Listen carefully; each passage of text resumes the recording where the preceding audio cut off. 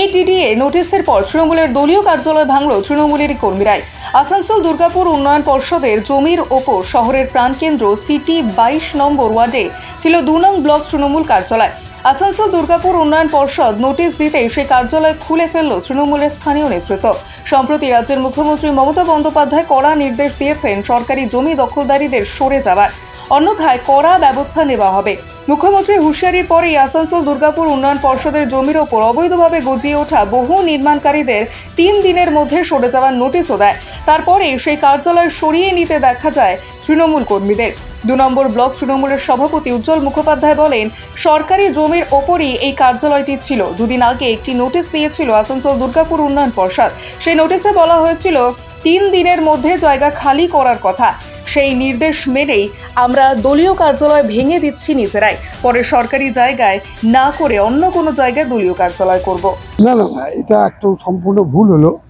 এটা সরকারি জমি দখল করে হয়নি, অফিসটা অনেকদিন আগেই হয়েছিল। আমরা এটাকে রিনোভেট করেছিলাম 22 নম্বর ওয়ার্ড অফিস বলে। পরবর্তী ক্ষেত্রে আমি যখন ব্লক সভাপতি হই তখন এটা 2 নম্বর ব্লকের বিভিন্ন মিটিং মিছিল চলছিল। এখন কোনো দিন কেউ কখনো কিছু বলেনি।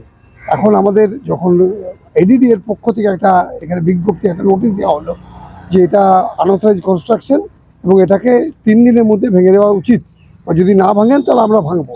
আমি ওটা পাওয়ার পরে এডিডিকে কনফার্ম করলাম যে একদম সত্য কথা, এই জায়গা আমাদের নয়, দীর্ঘদিন ধরে চলে আসছে, কিন্তু কেউ কখনো বলেনি। আজকে সরকারের প্রয়োজন, সরকারের জমি সরকারকে নিশ্চয়ই দিতে হবে।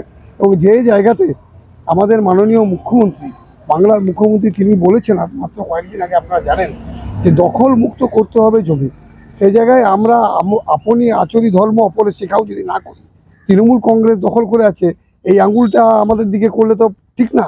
তার জন্য আমি সিদ্ধান্ত নিলাম যে আগে আমরাই অফিসটাকে এখান থেকে নিজের হাতে আমরা ডিমলিশ করবো। মুখ্যমন্ত্রীর বকাকেই কি না, মুখ্যমন্ত্রী আমাদের এবারে কোনো ইয়ে নাই। মুখ্যমন্ত্রী যেটা বলেছেন সেটা সার্বিক, ওটা পশ্চিমবাংলার দখলমুক্ত কথা বলেছেন।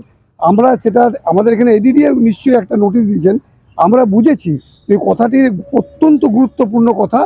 আজকের দিনে পশ্চিমবাংলায় যেভাবে রাস্তাঘাট জবরদখল হচ্ছে, সরকারি জমি জবরদখল হচ্ছে, এর তো একটা বিহিত চাই। এবং আমরা সেখানে প্রথম তৃণমূল কংগ্রেসের অফিসটাকে আমরা নিজেরা এখান থেকে নিজেদের হাতে ডিমোলিশ করে সরকারের জমি সরকারকে ফিরিয়ে দিয়ে আমরা প্রমাণ করতে চাই যে আমরা সঠিক জায়গায় আছি এবং সরকারকে সর্বতভাবে আমরা সাহায্য করতে তৈরি।